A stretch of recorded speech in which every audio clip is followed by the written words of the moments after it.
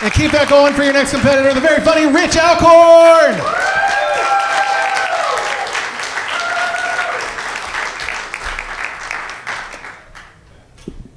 How's everybody doing tonight?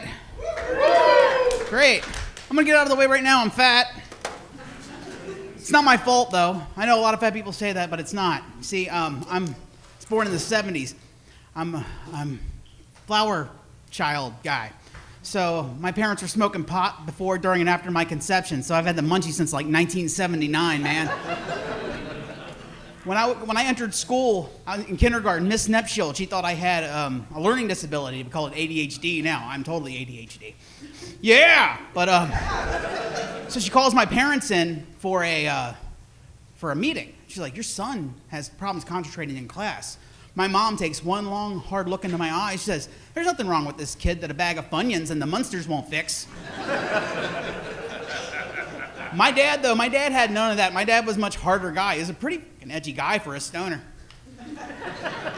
He constantly told me he was going to send my ass to military school if I didn't stop daydreaming and do my work. So one day my mom finds me crying. She's like, "Ricky, why are you crying?" She was a very motherly type. She puts her arm around me. She's like, "Ricky, what's wrong?" I was like, "Dad said he's going to take me to military school." And she hugged me a little closer. She said, "Oh, your dad's not going to send you anywhere. Your dad doesn't have any money." I have all the money. So there was that.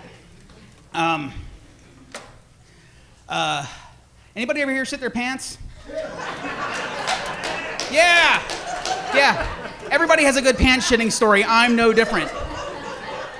So I'm 17 years old. I'm working McDonald's. I'm a dude.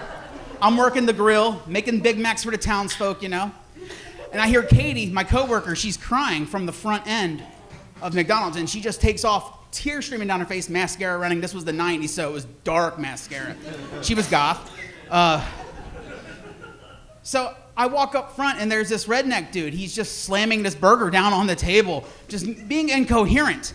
And I'm trying to be polite, Mr. Customer Service. I walk up and politely tell him, "Get the fuck out of here, man."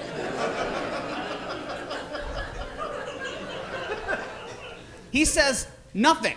He just bends over and pulls a knife out of his boot. I didn't even get to say, "Crikey, that's not a knife." So I'm like, man, I'm gonna die on front line at McDonald's. I better say something cool. So I look him right in his eye, right in his good eye.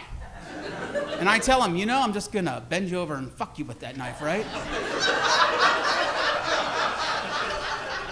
He says, "How do you expect to do that?" I showed him. You like that, don't you? Apparently he did like it. He put the knife away. He laughed in my face with the smell of gin and tobacco, and he left. Oh yeah, then I shit my pants. That's my time. Good night, everybody. Thank you.